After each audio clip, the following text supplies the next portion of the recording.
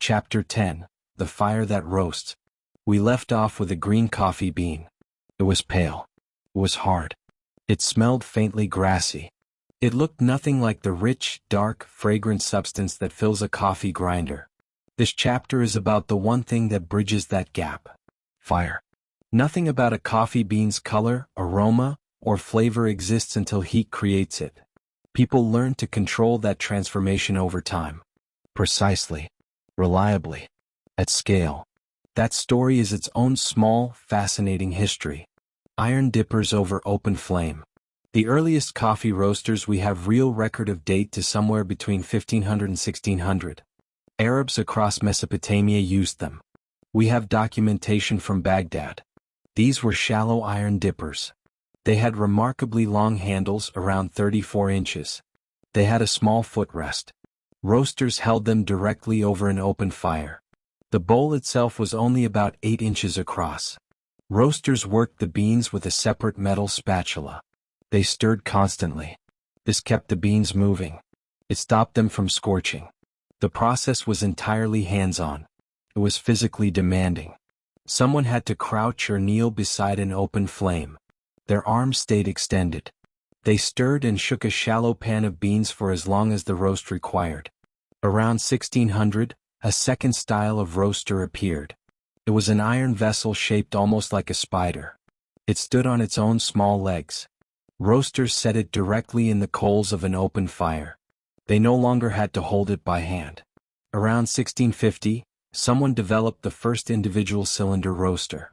The design likely drew inspiration from the small Turkish pocket coffee grinder already in common use. Makers built it from tin plate or tinned copper. People used it over portable braziers. This cylinder design became the direct ancestor of every large commercial rotating drum roaster used in coffee production today. That's a design lineage stretching back nearly 4 centuries. It started as a small metal tube heated over hot coals in someone's kitchen. A rare and difficult skill. Here's a detail that might surprise you. Roasting coffee well has not always been simple. It wasn't universally understood, even in cities where coffee drinking was already a daily habit. A French traveler named Bernier visited Cairo around the middle of the 17th century. He made a striking observation. Cairo had well over 1,000 coffeehouses in operation at that point. Yet Bernier could find only 2 people in the entire city who genuinely understood how to roast coffee properly. Think about what that means.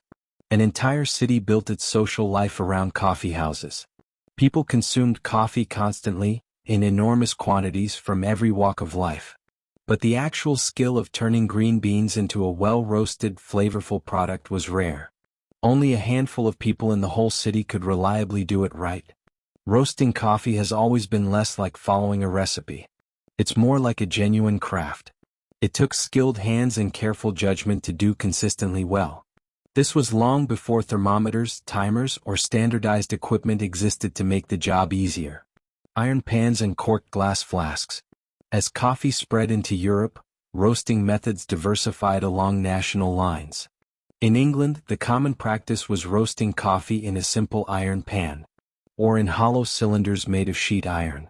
Roasters heated these directly over a fire or stove. Italy took a more delicate approach. Coffee there was often roasted in glass flasks fitted with loose corks. Roasters held these directly over clear beds of burning coals. They kept the flasks in constant motion by hand the entire time. This method required the roaster to judge the bean's progress purely by sight through the glass. They watched the color shift in real time as the beans darkened inside their fragile container. England developed its own preference for preparing roasted beans for brewing. For several centuries, English coffee connoisseurs held a firm belief. Pounding roasted beans by hand in a mortar produced better coffee than grinding them in even the best mechanical mill. Mortars made of wood, iron, brass, and bronze came into common household use across Europe. This happened between roughly 1600 and 1632. The custom crossed the Atlantic early too. Peregrine White's parents carried a simple wooden mortar and pestle aboard the Mayflower in 1620. They used it specifically for pounding roasted coffee beans into the coarse powder needed to brew a pot. The substance that doesn't exist until you roast it. Here's where the story of roasting stops being about tools and techniques. It becomes something genuinely strange from a scientific standpoint. The rich, characteristic aroma we associate with coffee doesn't exist anywhere in the green, unroasted bean. It isn't hiding in there, waiting to be released by grinding or brewing. Heat creates it entirely from scratch during roasting. Benjamin Thompson, a scientist writing in 1812, was one of the first to put this clearly. He noted that coffee's fragrance came from a volatile aromatic substance. This substance did not originally exist inside the raw green bean at all. Roasting formed it.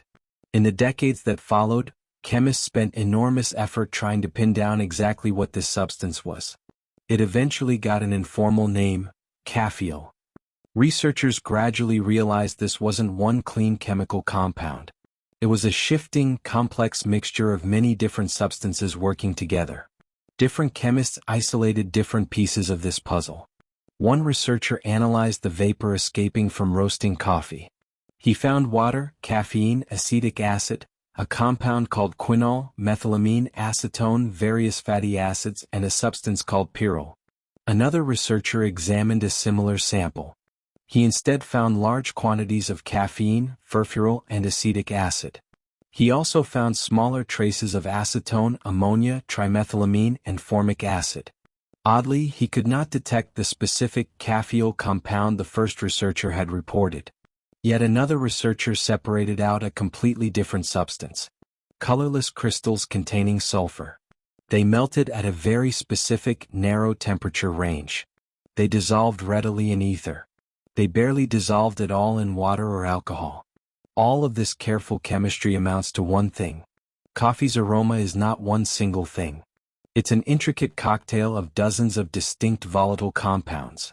Science still hasn't fully mapped it out. None of these compounds exist in a green bean. Heat conjures all of them into being. Getting that transformation right, producing exactly the right balance of compounds in exactly the right proportions, is exactly why roasting has always demanded real skill. Not simple mechanical repetition. What fire actually takes away. Roasting doesn't just add aroma. It also strips real, measurable substance out of the bean.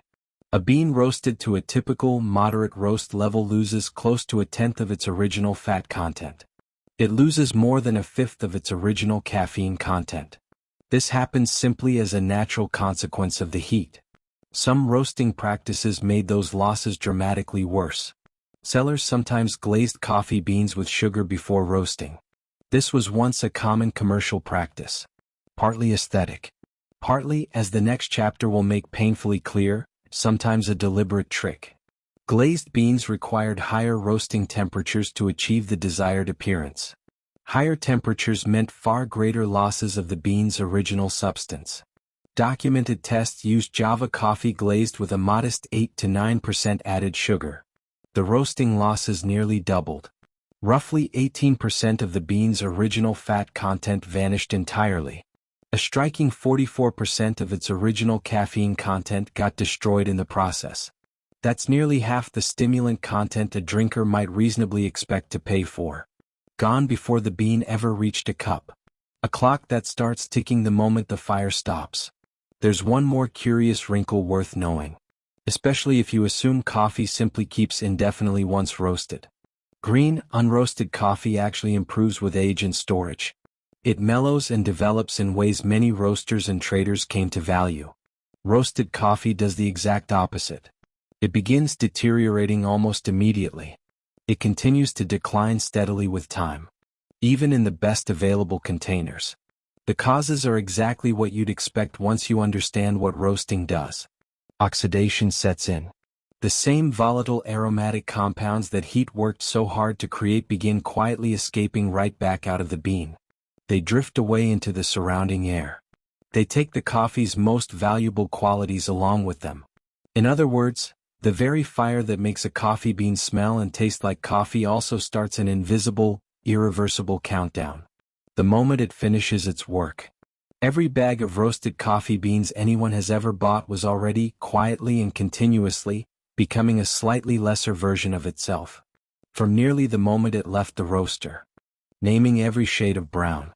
Once roasting became a subject people studied and standardized, one thing became clear. There was never going to be one universal answer for how dark coffee should be roasted. Tastes varied enormously by country, sometimes by region within the very same country. The North American coffee trade eventually settled on a whole vocabulary to describe the spectrum. Light, cinnamon, medium, high, city, full city, French and Italian. That runs from palest to darkest. A city roast produces a distinctly dark bean. Full city pushes a few degrees darker still. A French roast goes far enough that the bean's natural oils rise to the surface. They become visible as a slight sheen. An Italian roast goes further yet.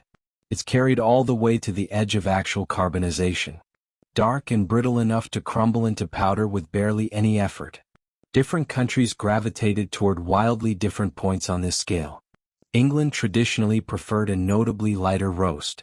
France, Italy, Brazil and Turkey leaned toward the darkest end of the spectrum. So did most of the countries that actually grew the coffee in the first place. Germany generally favored something close to the French style. Scandinavian countries, somewhat surprisingly, tended to prefer an even more intensely dark Italian-style roast. Even within the United States, taste split along clear regional lines. The Pacific Coast favored a lighter roast. The South preferred the darkest beans available. The eastern states generally settled on a medium roast. Boston developed a well-known regional fondness for the specific cinnamon roast. The actual physical process moved fast. A typical American roast in the early 20th century took somewhere between 15 and 30 minutes from start to finish. It depended on the fuel source and the specific machine used. Some newer gas-powered roasting machines being developed in Germany at the time claimed to achieve comparable results in as little as 3.5 to 10 minutes. Whatever the timing or the target color, roasting always meant real, measurable weight loss. Coffee roasters of the era generally figured on losing about 16% of the green bean's original weight during a standard roast. This came on top of substantial weight already lost earlier in processing. Roughly 100 pounds of coffee cherries typically yielded only about 25 pounds once reduced to dried parchment coffee. That parchment coffee lost still more weight again once hulled down to plain green beans. By the time a bag of cherries had been picked, pulped, fermented, dried, hulled, and finally roasted, only a modest fraction of the original harvested weight remained. Everything else had been water, pulp, parchment. And in this final fiery step, volatile substance escaping into the air as smoke and aroma. From hand-cranked cylinders to industrial scale. For centuries, every roasting decision rested entirely on the judgment of one person standing over a fire. How dark? How long? How hot? They watched and smelled and listened for the right moment to stop. That began changing seriously in the middle of the 19th century. Coffee roasting shifted from something done in small batches by individual grocers and households. It became a proper industrial trade in its own right. One representative figure from that transition was Benedict Fischer. He was a German immigrant. He had already learned coffee in his home country. He arrived in New York in his teens. He set up his own roasting business in 1859. His very first roaster, installed a few years later, was a fairly primitive machine. Someone cranked it entirely by hand. Fisher and a single helper turned it themselves, batch after batch, to keep up with demand. Within just a few years, his operation had already outgrown its original quarters. He needed larger premises to keep pace with New York's appetite for roasted coffee. Multiply that same story across dozens of small operators in cities throughout America and Europe during this period. You get the picture of an entire trade transforming. Within the span of a single working lifetime, coffee roasting went from a hand-stirred pan over an open flame to the large-scale, mechanized cylinder roasters that would come to define modern coffee production. What's coming next? Roasting and grinding accomplish something else too. Something considerably less romantic than aroma chemistry. They make coffee very difficult to visually inspect once it's in its final form. A whole green coffee bean is relatively easy to examine, grade, and judge. A dark, oily, ground roast, packed into a sealed container, is not. For as long as coffee has been sold as a finished, roasted, ground product, That simple fact has made it an unusually tempting target for outright fraud. In the next chapter, we look at exactly how far some sellers were willing to go to exploit that opportunity. The astonishing range of substances quietly mixed into coffee, sold to unsuspecting customers throughout the 19th century. And the equally fascinating scientific detective work that eventually exposed the scheme.